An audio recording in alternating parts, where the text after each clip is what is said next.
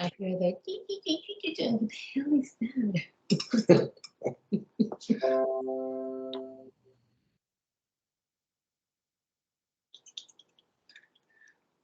I get the other stuff there. Yeah, so Okay.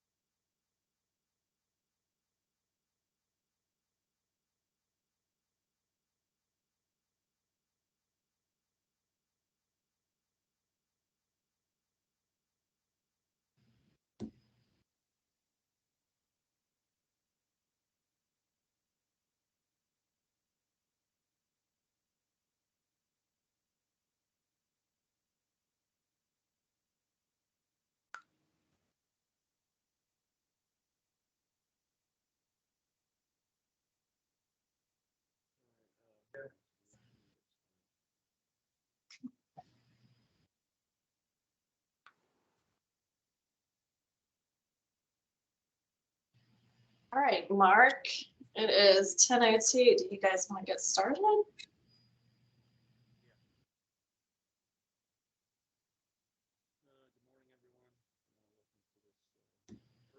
Are you on, Mark?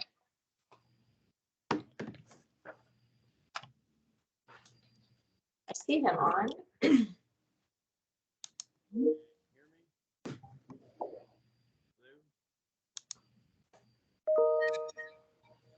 Can't hear you, Mark, if you're talking. Oh, okay.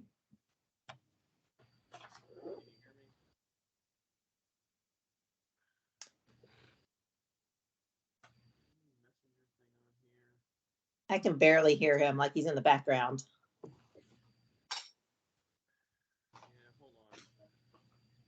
Can't hear anything. What's he saying? He's trying to introduce and to talk, but it sounds like he's really far away. Are you guys on Teams or is this on Zoom? Oh, I do hear him slightly. Yeah, it's really, Mark, you sound just really, really far away on. This Maybe is on he- Teams, right? He's asking if it's in Teams or Zoom. This is It's on in- Teams. It's in Teams. So if he can turn up maybe his computer volume. It's all the way up. Oh, I hear him now. He must be in the outside door with machine. If we combine my his camera and my microphone will be a whole. Can you hear me now? Yes. Oh, you're getting, there That's you go. better. Well, I'm screaming into my laptop, so thank God nobody's at home because they're gonna think I'm crazy. All right, well, good morning, Better. everyone. We'll get started. Melissa, if you want to do the introductions, just go down the list. Sure. Hey, everybody, I'm Melissa Shepherd with JMT. And then, let's see, go down the list. Autumn, Hi, I'm Autumn Westerman with Pinellas County Schools Transportation. all right, Brandy Howard, Good morning, Brandy Howard, Suncoast Safety Council. Brian, Brian Pissarro, City of St. Petersburg, Parking and Transportation. all right, thank you. Joe Camara, Pinellas County Schools, Safety and Transportation. Good morning. yeah. Brandon Drawhorn, Good morning, Brandon Drawhorn with Department of Transportation Safety Office. thank you. MS Duran, Good morning, everyone. MF Duran with JMT, District 7 Safety Consultant. thank you. Scott Friedman,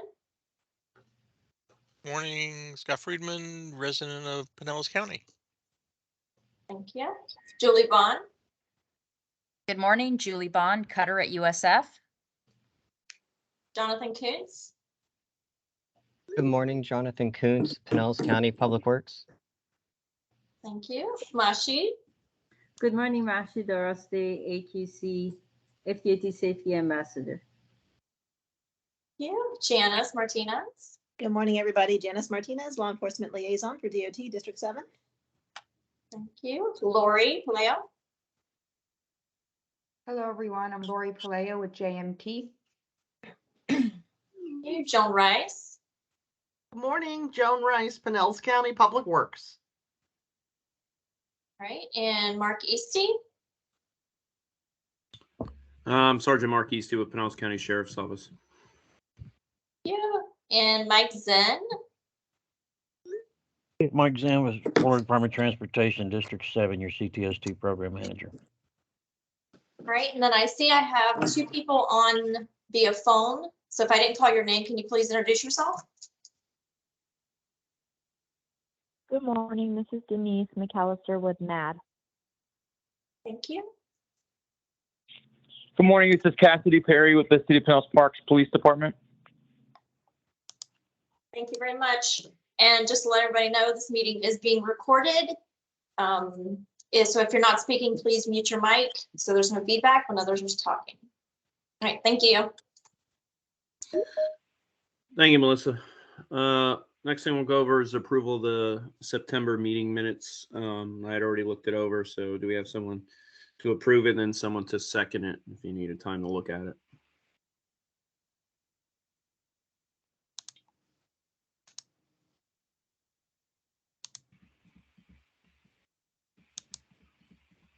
Move to approve.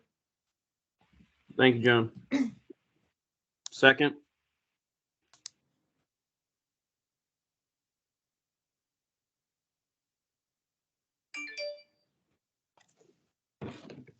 Second. Anyone? Thank you. All right, next thing we'll move on to is enforcement. Captain from Pinellas Park. I think you're the only law enforcement officer on the phone or on. Yes, sir. It's Cassidy Perry from the City of Pinellas Park. We really don't have anything to report as far as the enforcement side from last month. Okay, thank you. Melissa, there's nobody else. It's hard to see on my laptop, and obviously I'm screaming into it. No, there is no other law enforcement on, but Joe Camara has his hand raised. I don't know if he has a question. I was going to second the other one, so I used a hand. That's fine. It's okay. Don't mind me. I'm still recuperating. All right, awesome. Thank you. But no, Mark, I don't see any other law enforcement unless they called in and they did not mention that. So I think we're good. No, she was just the one caller. So. Yep. As far as Pinellas County is concerned, last month we finished up our grant, and then we had a unfortunate accident on 275 with Deputy Michael Hartwick. That pretty much has taken precedence over a lot of things. Then the hurricane,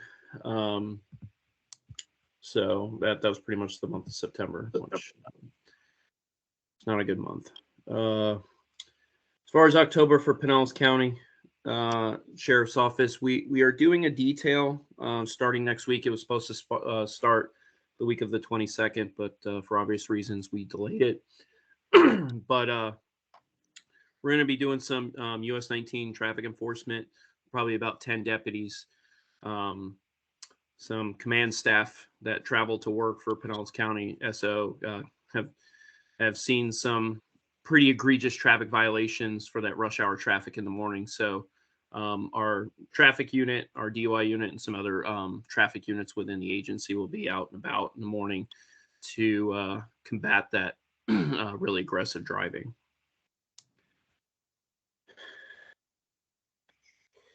And then the only other thing that we have for October is October 22nd, the Pinellas County Walk Like Mad. I know we had it in, Mike, do you know if it's up on the website, the link to sign up? I'm pretty sure it's on the CTST website. Yes, Mark, it's on the website, and the Mad Ladies today are at our headquarters putting together a bunch of stuff for that. Okay, that's good. So if you, I recommend visiting the site, signing up, and coming down. Obviously send the message that impaired driving is not to be tolerated. That's all I have for enforcement. So we will then move on to engineering. Anyone from engineering have anything from last month, and then anything coming up in this month? I'm sorry, Pinellas County doesn't have anything new to add. Thank you. Anybody else?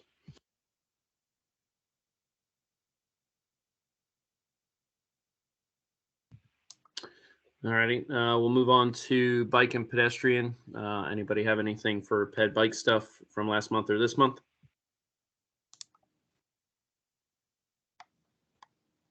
All right.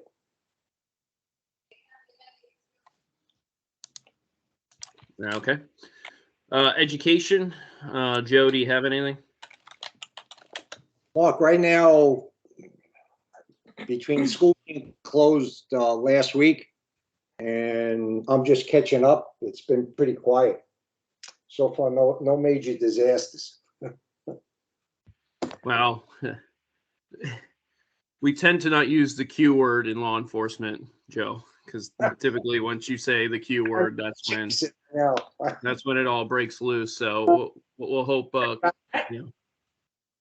hope the traffic guides did not hear that, because that's but I'm glad it was slow for you out there. And I know school's closed, and a couple of my folks actually utilized some of the school buses to move people to shelters right before the storm hit. So yeah, Howie was down in Walter Pinell. Yes, he was. Yeah, and I had a couple of my folks down there driving as well. All right. Brandy Howard, do you have anything for education? I do not today.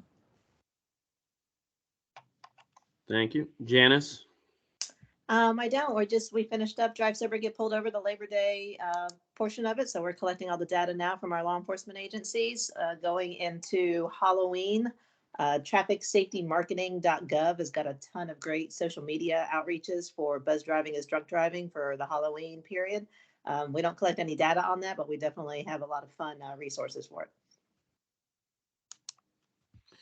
Thank you.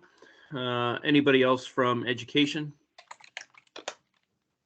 This is Julie Bond. So just a quick update. We did have to reschedule some of our high school presentations, but we have those rescheduled and George will be continuing with that. And we're still working with the school on scholarships for the driver's ed teachers. So all of that is going well. And again, just continuing with all of our safety presentations and on the street education. And then also another kind of educational event, I don't know if anyone's aware of, is on Sunday, November 20th. There's going to be a World Day of Remembrance for Road Traffic Victims. And this is a group of people that put it together, including Car Free St. Pete, the St. Pete Downtown Partnership, Bike Florida, and they are actually partnering with Treasure Island. So this event will be at the Treasure Island City Hall, and it will be at 9 a.m. And then they're also doing an event at 1 p.m. in St. Petersburg. And so the people who are putting this together are actually victims of, either having a family member killed while riding a bicycle or walking, or they are victims themselves of being, two of them were struck while riding their bicycles in Pinellas County. And so that's happening. I know they've done a lot of work partnering with Treasure Island City and police. And so they put out a press release. I don't know if it's gone out yet, so I didn't know if anyone was aware of that, but that's something that will be happening. They're doing a walk and they have, educational booths and all kinds of things going on with that event. Thank you, Julie. And actually, that reminded me of something. I'm actually participating in an event in downtown Tampa this Saturday morning called Tunnels to Towers. It was a group created after 9/11, and I know it's not really traffic safety wise. They deal with victims for first responders and military folks. But the reason I bring it up is they once they found out about Deputy Magley and his family after he was killed in the line of duty, they stepped in and paid off his mortgage. So I think it's just good to bring up because they do a lot of good for first responders. And I know they're not traffic safety specific, but considering that Magley was involved in a traffic homicide, and they paid off his home. I think it's something to bring up. So if it's something you're interested in, I think it's the Regents building is what they're climbing the steps inside the Regent building. I can't remember which building it is, but it's like 40 something stories. So if anybody's interested, you can go to their website. All right. I don't believe we have anybody from EMS, but is there anybody that has any type of reporting from September and anything coming up in October?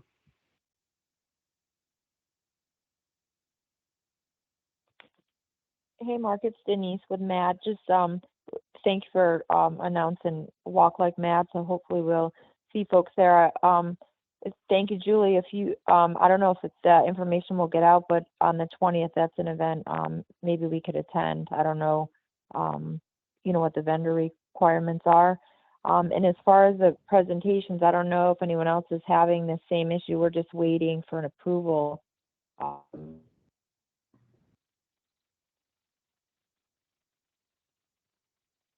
Presentations for the first time, so we'll get presentations up and running as soon as we can get that approval back. And then another event on November 3rd, we're actually planning an event with St. Pete College.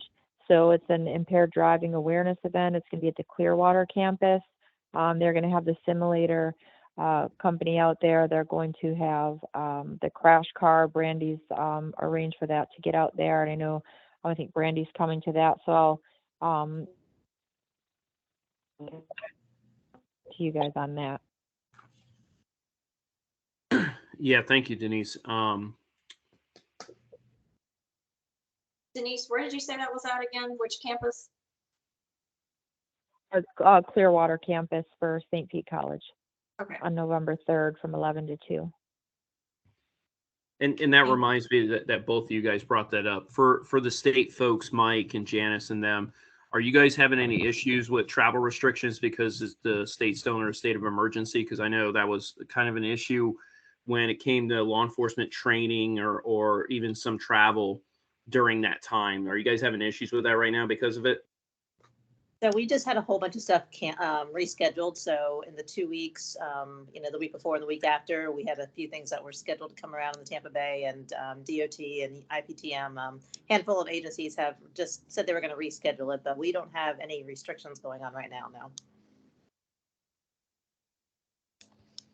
All right, that's good. Because I know Vin Petty had some issues trying to get some training out, and there was some just red tape when it came to travel during that time.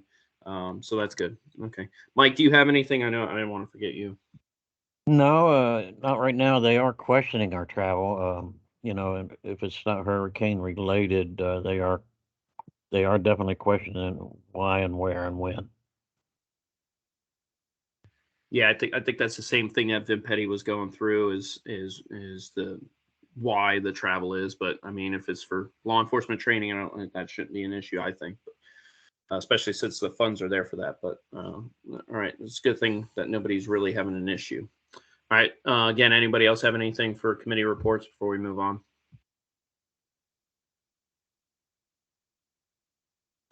All righty, we'll move on to the problem locations. Actually have that here. All right, so the first one is US 19 and 298. I did speak to Deputy Miller about this.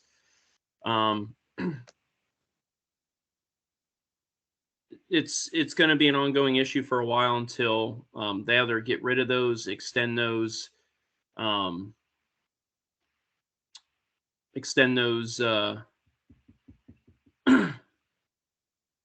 it the medians over there, but we'll just keep those up because again, just like the delineators on the veterans, when they put the new ones up, I mean, it didn't take long for them to go from nice and shiny orange to almost black.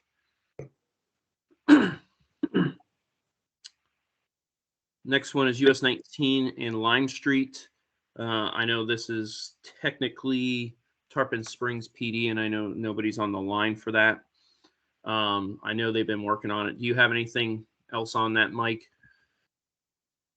No, I don't have anything else on it. I know the city of Tarpon Springs has got Tarpon Avenue under construction. So from where their police department is out to US 19, that's all under construction and all going to be redone with new turn lanes. But that's the only information I have from Tarpon Springs right now. Okay. Now, like I said, that one will probably stay up for a little bit. The school zones in Tampa Road, I know our traffic folks work that, not just that area, but everywhere else as well.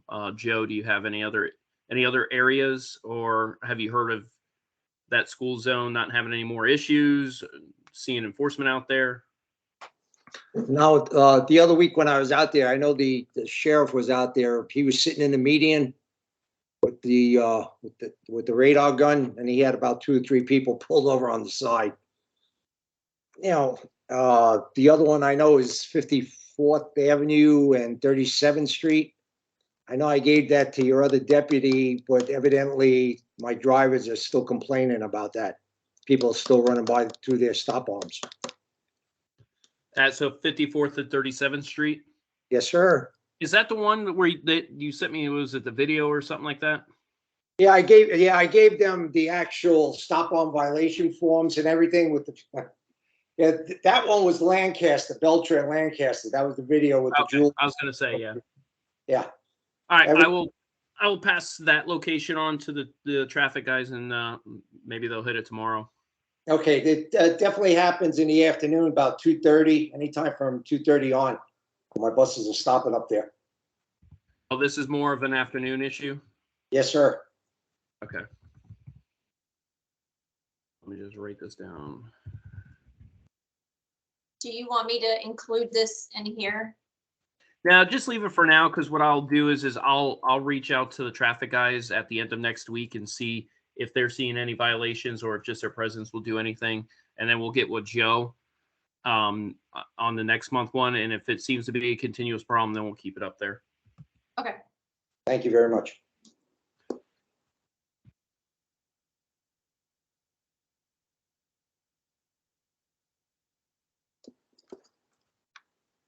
Yeah, we just hit school buses. Any other problem areas besides that one? Not as of yet. All right. I'm glad it's slow, not the keyword. Do y'all want to take this one off? Or do you want to keep this up there? Or do you No, want keep to? keep that up there, and Okay. and we're just using general locations, so that'll stay up during the school year, and we'll take it down once the school year passes, because again, that's just going to be it's been a historic problem, unfortunately, because I don't know how people can miss that big yellow bus and not know with all the flashing lights that they have to stop. Light at Tarpon Mall. I know this came from Officer Boone, which, if I'm not mistaken, I think somebody said he retired.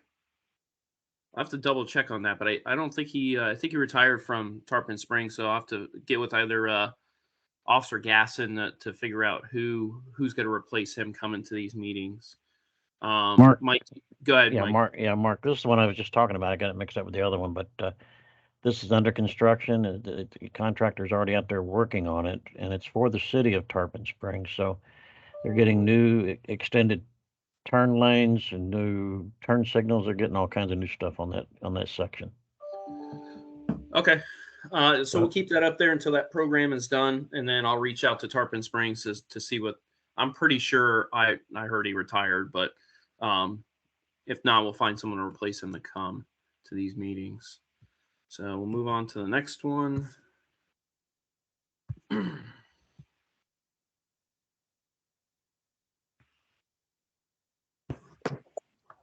US 19 and North Side. That came from FHP. They're doing enforcement. I know our folks do enforcement in that area. Mike, were there any plans? Oh, Northside, no, they're not going to put up delineators there. It's just people need to, we call it the suicide lane, that right lane when, traffic is stopped in the other two lanes. You have anything on that one, Mike? No, and at the last meeting, Joan made a comment that this is probably going to get closed down, due to the construction on 19. So. Oh, is this going to be an overpass eventually? I haven't looked at the plans, Mark, to be honest with you. I don't know. Well, I mean, there will be overpasses on US 19 north and south of here. Right. At north side, it'll be a right in, right out, only onto a frontage road. The overpass that'll be at that location is just for pedestrians. Okay. All right. That's fine. We'll we'll keep that one on there for now.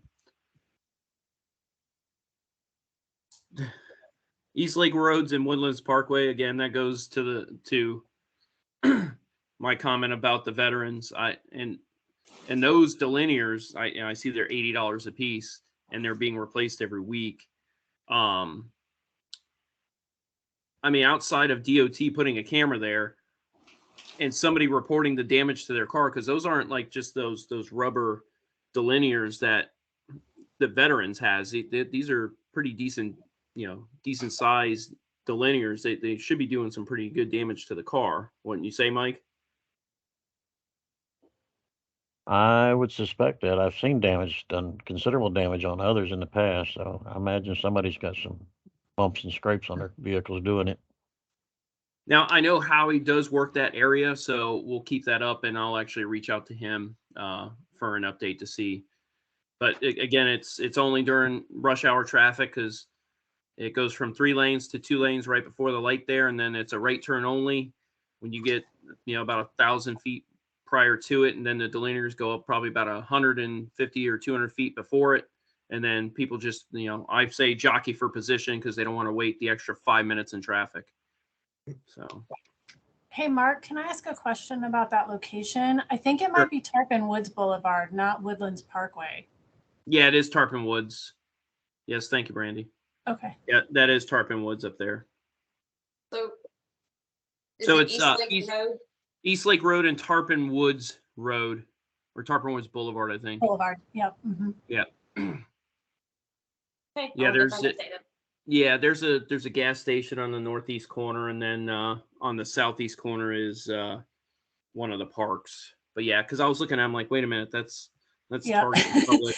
Yeah, I live up there. That's why I was like, oh no, that's definitely not the problem intersection. It's literally 2 lights ahead of that. Yeah. And I think Pinellas County has a camera there. Are you talking about at the traffic light? Yeah. So if you guys remember from the tour last month, those are live only. So unless they're physically watching it, and they would have to be able to somehow pause the video and try to get the tag. Those are all traffic cameras in Pinellas County are live only. They're not recorded. So, you know, they would physically have to watch it. And depending on which way the camera's facing, you probably wouldn't even get the tag number anyways. No, you're right. You're right. Yeah. Yeah. And, during the hurricane a couple weeks ago, I was actually stationed in traffic ops over there off of Drew Street. So, you know, that was kind of unique to sit in there and watch as the storm come through and you know, watch some of the wind damage happening kind of live throughout the county. Thankfully, again, you know, we didn't take the brunt of it. But, you know, there was still some areas that had some damage and some lights that were out. So the good thing about having law enforcement in there once they activated the EOC was it was a dual information sharing opportunity where if the county didn't get certain intersections or certain, you know, lighted intersections that were out through their end, we would typically get it through our end, and then vice versa. And then even if a light, let's say a traffic light intersection came back up, again, we can share that information vice versa. So I can tell you this, driving through Pinellas County the day after that storm wasn't as bad as it was in Irma. Because I remember we had numerous deputies at pretty much 90% of the intersections, either running it by themselves, directing traffic, putting up 4-way stop signs, putting up right turn onlys, or using our cars and inverters to power the bigger intersections. I've driven through 2 other counties right after the storm, and not only were the intersection lights out, there was nobody there directing traffic. So I'm actually kind of proud of the work that we did in Pinellas regarding, you know, the traffic light outages and some of the blocked roadways from some debris, getting it cleared as soon as possible. Because in the area I live, that the traffic light was out for 2.5 days and there was not one cop in sight. So We thank you too. I'm sure everyone thanked us in Pinellas County because, and for those that don't know, people like to be looky-loos after a storm comes in. Instead of staying in their house and waiting, you know, watching the news or listening to the radio, they want to come out and, you know, physically see the damage themselves, and are all driving around when they don't have to be. So, you know, there's a lot of us yelling at these people to go back home, you know, until we make sure everything is safe. So. All right, the RFB on Starkey Road in Almerton. It said there's a lot of people congregating there.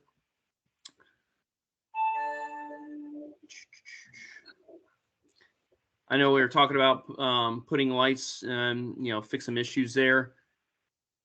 Did this come because wasn't this a school issue possibly? Yeah. What school is nearby here, Joe? Joe, you're muted. Joe, you're muted. Joe, we can't hear you. You're muted. You got Southern Oaks is south of Almerton and Starkey, and you got Walsingham. Okay, that's what I thought. Yeah, they were south of the intersection. So are there that many kids walking to school from that area, that intersection? They come out from those apartment complexes. Okay. They're close enough where they're walkers. So it's an ongoing issue down there. Kids are getting worse. Joe, Okay. you know about that stuff with the light that's supposed to be going up on Starkey too? She's not there. What was that? The light that's going in Starkey is up at Willow. I think that the area that you're talking about is south of there. Yeah, you're right. I remember that it was north of there at Willow where they were going to put up a light. Yeah. Correct. All right. All right, next one is basically this is more of a, I think, a county issue. Well, both county and law enforcement. I know US 19 with some of the delineators there, you know, the roadways deteriorating. Do you have any update on that, Mike? Is there anything in for that to get resurfaced? It's in the work program to get resurfaced. Currently, I think they're doing the design work on it right now, so it's going to be a little bit before it actually gets to physical construction. Okay. And then as far as the enforcement, this is the area that our command staff wanted to hit. So we're definitely going to be out there starting next week, probably for the next month, doing strict and traffic enforcement for speed and aggressive driving. All right. Does anyone have any questions about the problem location? All right. I will turn it over to Michelle with HSIP. Good morning. First I wanted to welcome Brian Pizarro from St. Pete. He has taken Mike Frederick's position. Is that correct, Brian? Yep, that is correct. I'm on my third week on the job. Okay, all right. So as far as HSIP is concerned, we are working with, I'm working with Bill Reha on material requests.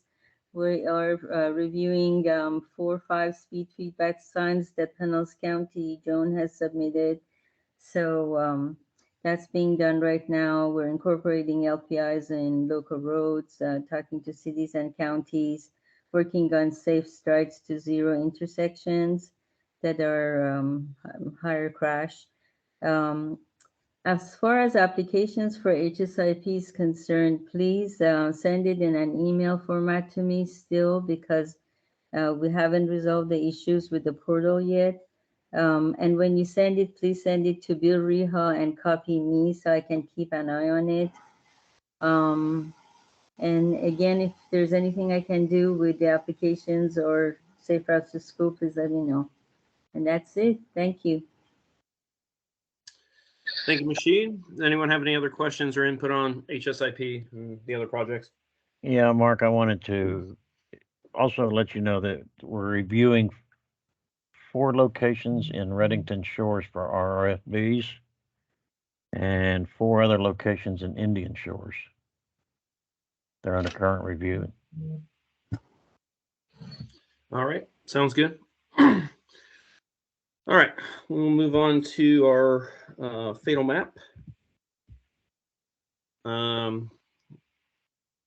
Last month I know was not a good month, or even the start of this month with the crash that we had in St. Pete with the juveniles. If you guys didn't see the press release, the driver who wasn't expected to live is actually going to live so far. Then we had Mike, unfortunately, and I know St. Pete had a slew of crashes as well. Yeah, I know Sandra, unfortunately, not on the line. She wasn't able to make it. She had something else going on. So if we look on the back, and the unfortunate thing here is all the agencies that are highlighted in yellow, nobody is on the line. But that's not a big deal. I can reach out to them because there's just some missing information on some of these reports. But in talking with Sandra, there could be an issue with CDMS where she gets it from, because there was a report she was asking for from last month where I personally approved it. It was submitted to DHSMV, which should have been seen on her end, and she couldn't see it, so I had to physically download it and send it to her myself. So hence, looking at the map, I can tell you right now that one of the motorcycle crashes, unless the dude was doing about 200 something miles an hour from the airport launched into the Tampa Bay, that location is definitely incorrect. And that's one of the issues that we need to fix, because I know Janice knows and Mike knows, but when we as law enforcement or even folks on the engineering side have to submit data, you know, that one's going to get questioned. You know, how did a crash happen in the middle of Tampa Bay? And honestly, it is a law enforcement issue, because we're the ones compiling the crash reports to send to the state for the state to be able to pump out this data. So, but even though actually the past couple months, I know the crashes have been up, but we are doing a lot better at the same time it was last year. We're down about, looks like 19 fatal crashes. Actually, I'm sorry, 14 fatal crashes. Well, no, hold on a sec. My math, it's about 20-ish crashes that we're still down, but I know in the months of May to about July and even some of August, we were doing really good with, only having a couple of fatals a month instead of, averaging about 5, 6, or 7. All right. Does anyone have any questions about the fatal map? Okay, next thing we're going to move into, Joan sends this, is the Pinellas County Trail user count data. So if you look at that, and it has been historic, Dunedin always has the highest set of users at 32,000, almost 33,000 people for the month of July.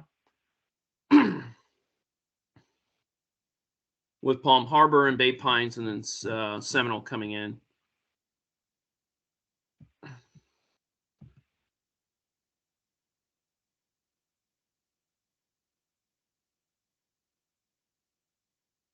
It looks like a majority of them are bicyclists, actually. And then the times, looks like more so in the morning, people are utilizing the trail. Looks like your peak times start between 6 and then end probably right around noon. So people are either getting their workouts in before work, or even some of the late folks that work nights probably get it in after. So far between January and July, 1.2 million people, whether it's pedestrians or bicyclists, have used the Pinellas Trail. Pretty good numbers. All right, anyone have any questions about the Pinellas Trail user data? All right. Our high crash, I think, Melissa, what we could probably do with the high crash is put it next to the fatal map, because we basically deal with that when we have certain intersections that are seeing high high data points for it, so we can just put it in there. And does anybody have anything for new business prior to Mike doing his presentation? That was a repeat from last month, my mistake. Okay. All right. I honestly, I don't have much else. It's definitely been a rough couple of weeks for me, unfortunately. I know I'll be out of, actually, no, I will be available for the next one. I thought I was going to be out of town. So does anybody have anything else before we wrap this meeting up? No, Mark, I know on the 12th of October is National Walk to School Day, and we've got quite a few schools throughout the Bay Area that are participating in that. Okay. And on the 15th is White Cane Safety Day. So I assume that's for the blind folks. yes, sir, you're correct. Okay.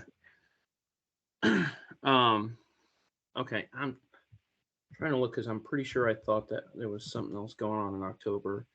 There is, yeah, you've got National School Bus Safety. Joe should know that one. It's coming up through the 17th through the 21st. National Teen Safe Driver Week is also the 17th through the 23rd. And Mobility Week is the 21st through the 28th. And of course, your Walk Like Mad is on the 22nd. Yeah. And Mark, I want to go back to the Mobility Week for a moment there. Go ahead. The state has a program for training. It's called CARFIT. And they have a program coming up. It's currently the ones being trained in St. Cloud. But I'm trying to get it organized here, because this CARFIT is for the senior population, senior drivers. And it's designed to help them learn how to use their cars and fit in their cars correctly because cars are changing so drastically. The last one I went to was in Leesburg, and it's amazing how many people got these newer cars and they don't even know how to adjust the steering wheel to fit or the gas pedals today move up and down, and that's what this program's about. And so we're trying to get the programs, people more interested in it, to try to bring the training here so we can have more technicians here and put the programs on here in our local Bay Area. I think that is very good because a lot of these folks that we stop that come from, you know, let's say our tourists or visitors, when they rent a brand new car, they do not know that not always the lights are turned on automatic. So at night, we are pulling numerous people over because they don't realize that, well, this is a brand new car, it should have automatic. Well, if the prior person or the person to clean the car for you turn them off from the automatic position, they will not come on. Yep. And a lot of these newer cars now, if anybody hasn't bought a brand new car yet, they come with apps now to run your car. There's so many different things you can do with it. And I can see folks in the older population that aren't tech savvy, and you're right, Mike, not knowing how to adjust the seat, not knowing how to adjust the steering wheel, turning on certain safety controls that, you know, may have been turned off prior to them getting there, or somebody else driving the car, especially if they're in a rental car. Your lane departure assist, your brake assist, all these special features that are very kind of, I don't want to say tech savvy, but technology they've never had to deal with. Correct. And now these cars are just coming in, and again, in a lot of these places, when you buy the car, before you even drive it off the lot, they have a 2-hour training session to show you how to use the app, to show you how to use all the safety features in it, to use the radio, connect your phone to it. So I think that is a very vital and should be sought after course taught all around the state. So yeah, just let me know if you can get that around here, and I can push it out to our public relations and our crime prevention, the folks that go in and talk in the community watch meetings. And maybe that's something they can pump out to those folks, you know, if they're going to buy a new car, or if they rent cars on a regular basis, so that they know how to use all these extra technological safety features that, again, they've never had to deal with before. That's what the program's designed primarily around. But what we're trying to do is get enough people here trained locally so that we can put on these events and to go through a driver, each person. It's about a 20-minute ordeal to go through it with each individual driver that comes to the car event.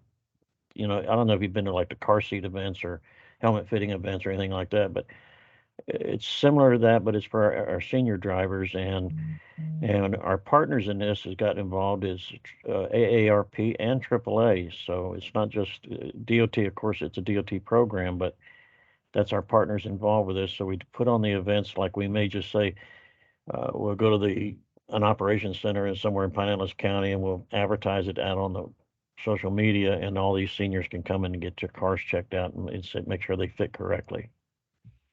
I think that's a great idea. Maybe even pull in like the city of Dunedin or any of the municipalities. City of Dunedin has a senior center that has a large auditorium that could fit plenty of people in it. So maybe reach out to the municipalities. That's why I'm throwing this out to you now. I'm just now trying to get it going. I mentioned to several people in Pasco last week, and believe it or not, I've got 12 people in Pasco that want to get signed up to become a technician. Well, for the state to send somebody down here from Tallahassee to train, they're looking at least between 25 and 30 people, and it's a 2-day course to become a technician. Is that training like trust funded free for those people? How does that work? Yes, the training to become a technician is free outside of your time of having to be there for 2 days. They've got one coming up. The closest one is coming up next in January will be in St. Cloud, but they've got pretty much a full class on that one. All right, Mike, if you can send me some info on that, I can forward it out to a bunch of people, not only at our agency, but other agencies that may want to, you know, kind of like our child seat technicians. You know, we can pump it out to see if there's people that are maybe interested in it, and we can get that class filled for you, so they'll send people down. Yeah.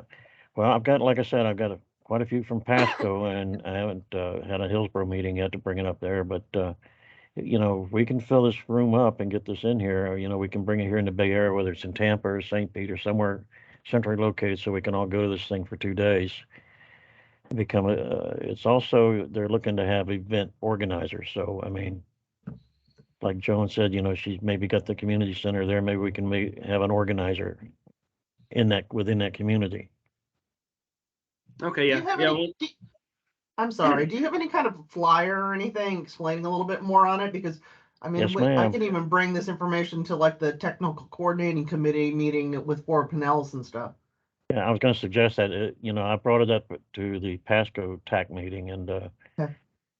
so I have a flyer. I'll get it out to you guys either on an email, or I probably ought to post this thing on the web so everybody can get access to it through the whole district. Yeah, cool. Thanks. All right, guys, I'm sorry. Thank you. All right. Anybody else have anything? All righty. Thank you, guys, and we'll see you next month virtually. Thank you, guys. Have a good weekend. Thank you. Have a good one. Stay Thank you. safe. Thank you.